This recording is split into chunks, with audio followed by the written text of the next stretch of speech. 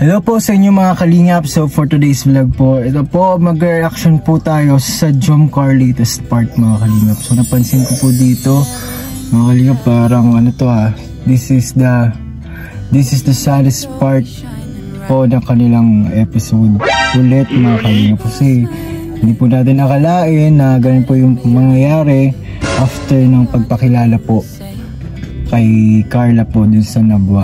Dun sa Nabwa kasi po yung pinaka last po na nakasama ako nila eh.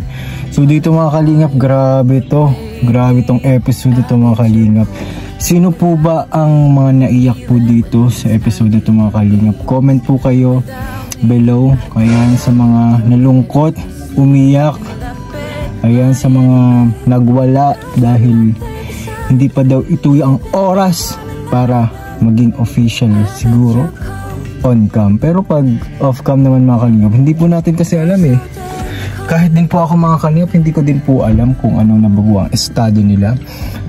Yan, siya nga po pala. Ayan, happy mansari po sa Jomcar. Happy mansari sa Jomcar. Same po kami mga kalingap.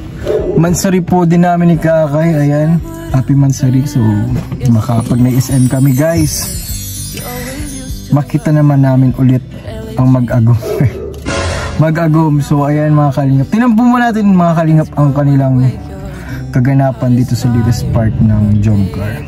Kayak daw po ito eh. In 3, 2, 1. Kasi kanina mo pa ako nasikaso eh. Usap muna tayo.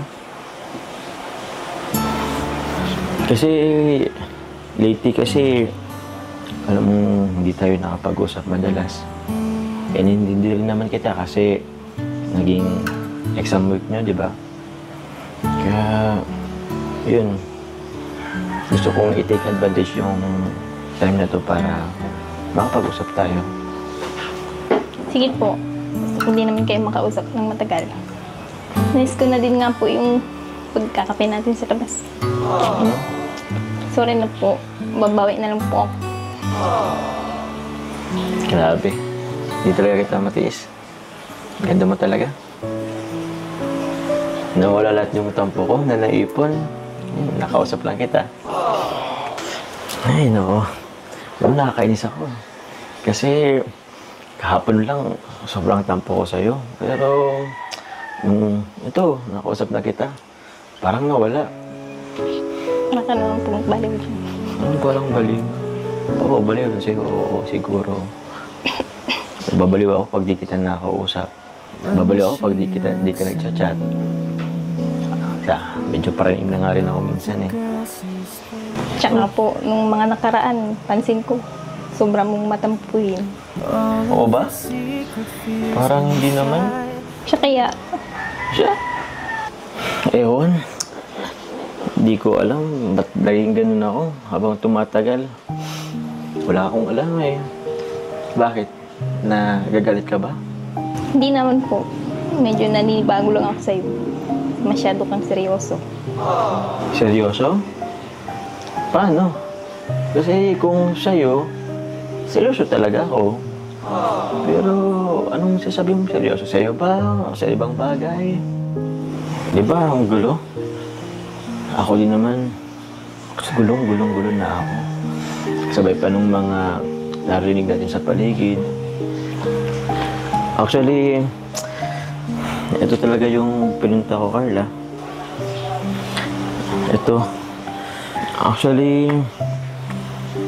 Ito talaga yung naisip ko. Nung opening, nung kila Kuya Rab mo, simula nung nakita ko to, parang gusto ko sa akin mismo manggaling. Kaya, binili ko agad to para ibigay ko sa'yo. Kasi alam mo naman yung nangyari, di ba? Sobrang gulo. Issue dito, issue doon. Away dito, away doon. Parinigan dito, parinigan doon. Tapos, kung kanino pa kung mayroon narinig, alam ko kahit paano nakapito yun sa atin. Hindi ko nga rin alam kung ano na ba ako sa'yo sa dami ng naririnig mo. Di ko alam kung Sino bang papaniwalaan mo? Sila ba or ako? Tsaka, ewan ko ba? Siguro dahil dala na rin ng pressure. Pero hindi naman siya dala ng pressure eh. Hindi na rin kasi ako makatulog ng mga nakarang gabi. Hindi ka makapag-reply ng agad-agad eh. Inisip ko na lang, baka sa kanila ka naniniwala. Baka hindi na sa akin. Gusto man kitang kausapin, pero ewan, hindi ka na-reply. Although alam ko naman, busy ka, inintindi ko na lang din. Kaya yun, medyo sakit na din. Kaya ito lang siguro yung naisip kong paraan.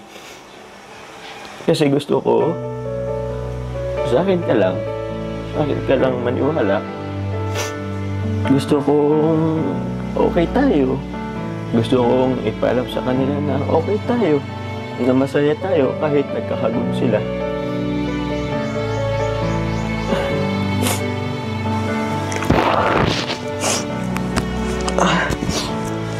Pasensya ka na. Hindi ko lang mapigil ang maluha eh. Okay lang po. Sorry din po. Sorry din. Kasi paminsan nag-expect ka pero hindi ko na ibibigay. Sorry kung may mga oras na baka inaasahan mo ko pero hindi ako dumarating. Gusto mo pong tubig po? Wag na. Sorry na wala tuloy ako. Pero yun, gusto ko itong ibigay sa'yo.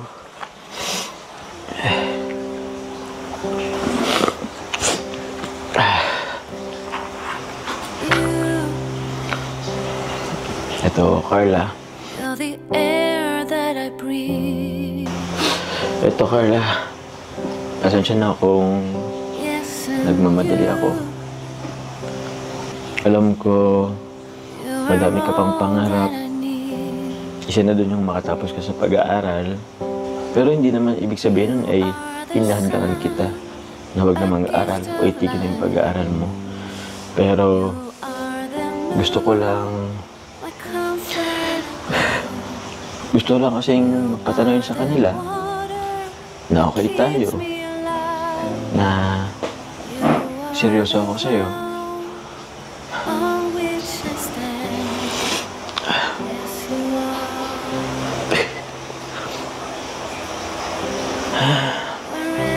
Hindi naman ang kamay mo.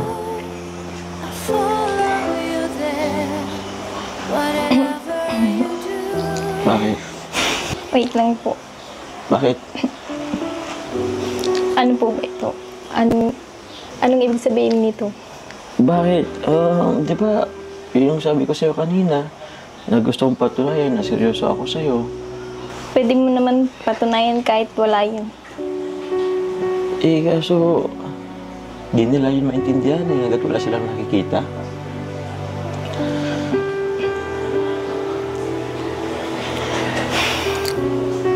Tsaka po ba kung ang sabihin nila mama pag napanood nila ito. Tsaka baka po makita yan nila mama na suot ko yan. Makaisipin nila tayo na. Di ba dun naman yung gusto nating iparating? Actually, yun talaga yung gusto kong iparating, hindi lang kay mama mo. Di gusto mo magpaalam na ako ngayon. Andiyan lang naman sila. Ano ba po? Ano bang nangyayari sa'yo? Ba't nagmamadali ka? Di ba nga sabi ko sa'yo kanina na gusto kong maging tayo na. Seryoso ako sa'yo. Akala ko ba gusto mo ako? May nagbago na ba? Ayaw mo na ba sa akin? May gusto ka na bang iba? What's the point of living if we're scared to lose each other? What's the point of living without you? Tell me now and I'll stop fighting. Tell me now and I'll stop breathing. I don't want to be here without you. Tsaka di mo naman po yung kailangan gawin, hindi naman kailangan may sing-sing. Naniniwala naman ako sa'yo kahit walang ganyan. Sorry Pasensya ka na. Ewan, ano ba nangyari sa akin? Di ba, Ricardo? Kalimutan mo na lang yun.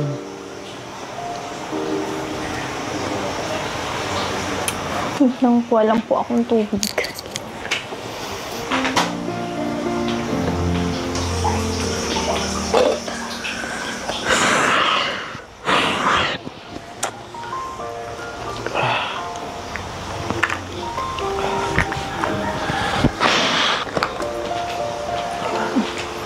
Hindi ka lang napunta. Salamat. Bro, pasensya na. Nakakaya. Medyo hindi ko napigilan yung ano ko Baka pwede pa sabi kay Rob na patanggal yung umiyak ako, bro. Ang pangit ko pa naman dun. Pasuyo, bro. Kuya Rob na bahala, bro. Yung kilala ko yung si Kuya Rob mo. Ano kaya, bro, kung ano? Tanggalin na kaya natin. Tanggalin kaya natin. Wag, bro. Wag, bro. Bakit? Bakit si Kuya Rob? Relax ka lang po. Wala naman masama dun sa ginawa mo. Tsaka pasensya ka na po kung hindi ko tinanggap yung sing-sing. Kasi para sa akin, hindi yan basta-basta binibigay. Tsaka sinusuot. So yun pala mga kalingap, binigyan pala ng ng sing-sing from Velvet Box. Ayan pala, sa mga gusto pong mag-order ng mga jewelries, yan, tulong na rin po kila Kalingap Rab at kila Ate Jack. Syempre, hindi lang po yung pang business, kundi ginagamit din po yung pantulong po, pang lingap mga kalingap. So ayan po pala, nagbibigay pala ng ng sing-sing para katunayan na sila na sa kabila ng mga bashing na nangyayari po sa kanila. Hindi ko po alam kung bakit may bashing po sa kanila ulit. Akala ko po tahimik na ulit po ang Jomcar mga kalingap, pero ganun din pala ang nangyayari ulit. So yun pala napapansin ko na mga basher talaga nandyan lang pala talaga, parang hangin lang, ayan, malapit sa atin. Kahit ipakita mo sa kanila kung gaano kayo katibay, katatag, kasweet, ayan, kung gaano kayo nagmamahalan paano kayo nagmamahalan, meron pa din talagang mag-a-against sa inyo mga kalingap. So yun yung napansin ko dito. And syempre, huwag po kayong mawala ng pag-asa dito mga kalingap, kasi alam ko naman na ups and downs naman ang vlog sa kanila So depende naman po sa kanila kung ano ba yung nararamdaman nila. Binibigyan lang po talaga sila ng topic kung ano po ba yung gagawin nila. Sila naman bahala po mag-farm. Pero kung yun po yung outcome ng vlog po na yun, ay yun po yung nararamdaman po nila deep within. So yun mga kalingap, para po sa akin yung vlog po na yun ay mapapakita po na kailangan po talaga ng perfect time, perfect timing, perfect place, ayan, and perfect date siguro. Yun mga kalingap, kailangan siguro ng mga ganon, yung mga perfect na in the right time, in the right place, and something and so on. So yun po ang kailangan. Balay nyo mga kalingap, mangyari po yun sa after ng graduation. Kasi si Carla po ay busy tao na ngayon. Nag-focus sa pag-aaral. So, ano naman po yun yun naman talaga yung pinaka-goal nila As beneficiary po ni Kalingap Rob, talagang mag-aral. At sukli na lang po yung makapagtapos sila, yung diploma, di ba po? Kaya para sa akin, naintindihan ko naman si Carla's side na yun, na kailangan talaga pag-focusan siguro. And si Papa Joms naman, nararamdaman ko siya, nalulungkot din ako para sa kanya kasi yun, hindi siguro dahilan na kailangan ng isang bagay para mapatunayan mo sa iba na totoo kayo. Pero kung alam niyo naman sa isa't isa na totoo kayo, di ba? Hindi niyo na kailangan ipalandakan sa iba na okay kayo. Kahit may mga nagsasabing hindi kayo okay, may nagsasabing ganito, naninira sa inyo, hindi niyo yung kailangan, Papa Joms and Carla Bells, na kailangan yung i-prove sa kanila na mali sila. Kahit kasi i-prove mo sa kanila na ganito kayo, sa off-cam and on-cam, may masasabi at masasabi pa rin talaga. Ganun talaga kapag may mga kinakaharap na bashing. And syempre, lumalaki na din po kasi ang supporters ng Jomcar. Kaya po ganun po yung nagiging impact ng nararamdaman nila. So yun, kay Papa Joms, kapit lang. At kayang-kaya mo yan maghihintay, Papa Joms. Malay nyo po mga kalingap, malay mo Papa Joms, hindi ka magmalay, next month na yung perfect time, or pag after po ng graduation, di ba mga kalingap, or pag nakuha na ni Carla ang kanyang pinakamalupit na card, lifetime card, ang professional teacher, ayan, LPT, licensed professional teacher. So ayun mga kalingap, thank you po. Pero ito, pinakahuli guys, kahit nangyari yon, may papakita po ako sa inyo message. May message po ni Kapitana si Carla, sinend yung picture ni Papa Joms, and grabe, nag-I love you si Carla. Grabe. So ibig sabihin po talaga, mahal talaga nila ang isa't isa guys, mahal nila. Kaso yun nga lang, may kailangan talagang harapin ng mga problem and kailangan maghintay. So yung ano po bang suggestion nyo? Kung ano pa yung dapat gawin ni Papa Joms at ni Carla? Comment po kayo ulit mga kalingap. So yun, kung ito po ay nakatulong po sa inyo, please like, subscribe, and share po mga kalingap. And God bless us all mga kalingap. Thank you so much po.